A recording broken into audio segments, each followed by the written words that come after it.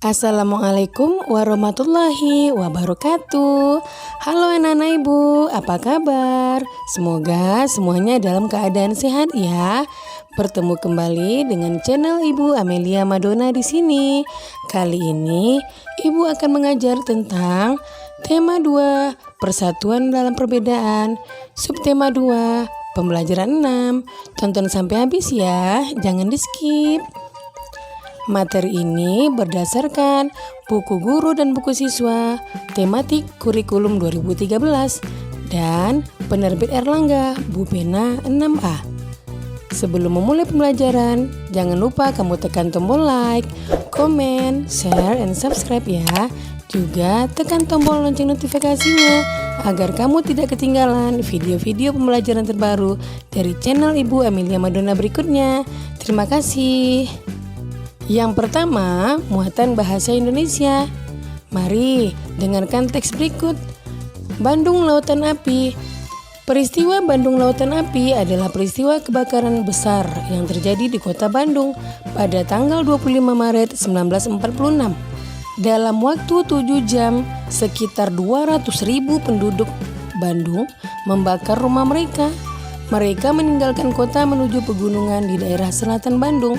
Hal ini dilakukan untuk mencegah tentara sekutu dan tentara Nica Belanda untuk dapat menggunakan kota Bandung sebagai markas strategi militer dalam perang kemerdekaan Indonesia.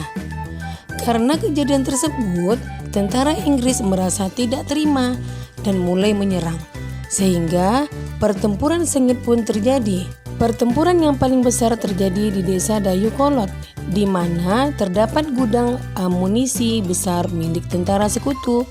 Dalam pertempuran ini, Muhammad Toha dan Ramdan, dua anggota milisi BRI atau Barisan Rakyat Indonesia, terjun dalam misi untuk menghancurkan gudang amunisi tersebut.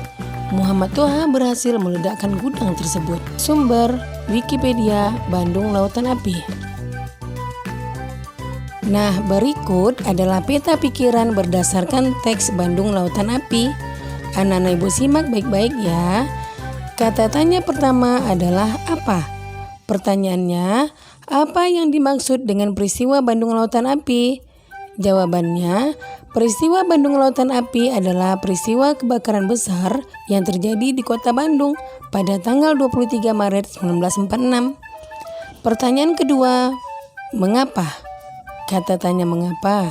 Pertanyaannya, mengapa penduduk Bandung membakar rumah mereka?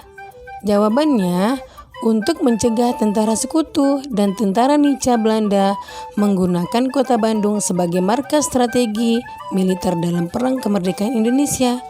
Yang ketiga, kata tanya siapa? Pertanyaannya, siapa yang berhasil meledakkan gudang amunisi? Jawabannya adalah Muhammad Toha. Kata tanya keempat, bagaimana? Pertanyaannya, bagaimana cara penduduk kota Bandung agar tentara sekutu dan tentara Nica tidak menjadikan rumah mereka sebagai markas? Ya, dengan cara membakar rumah mereka.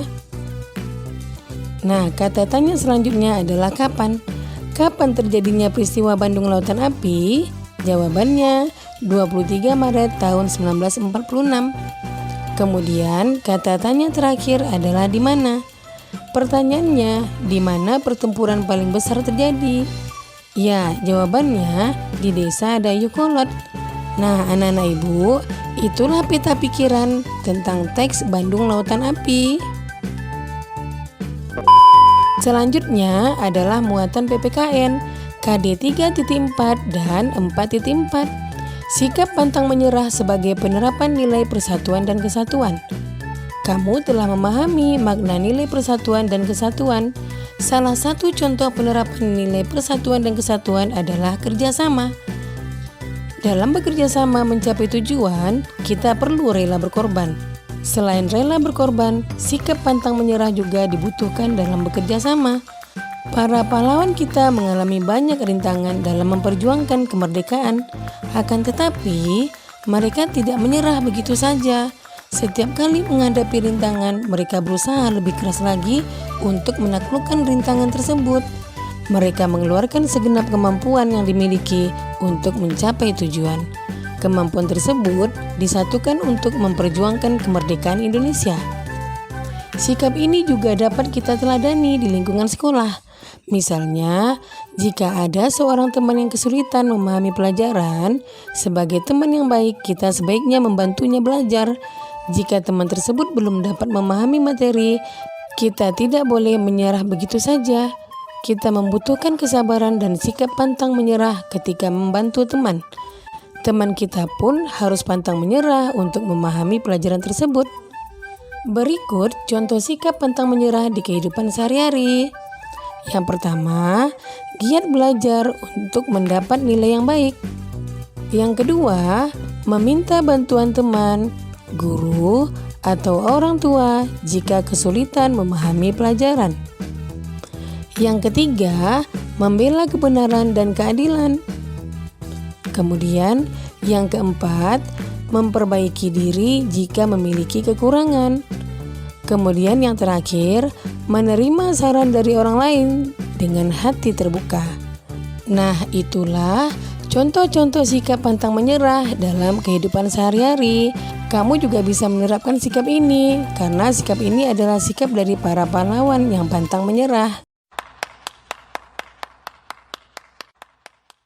Nah, demikian video pembelajaran Ibu kali ini. Semoga bermanfaat ya. Jangan lupa kamu jaga kesehatan, ikuti protokol kesehatan, tetap di rumah, dan semoga wabah COVID-19 cepat berakhir dan anak-anak Ibu bisa datang ke sekolah lagi, bertemu teman-teman dan guru yang dicintai. Sekian, Assalamualaikum warahmatullahi wabarakatuh.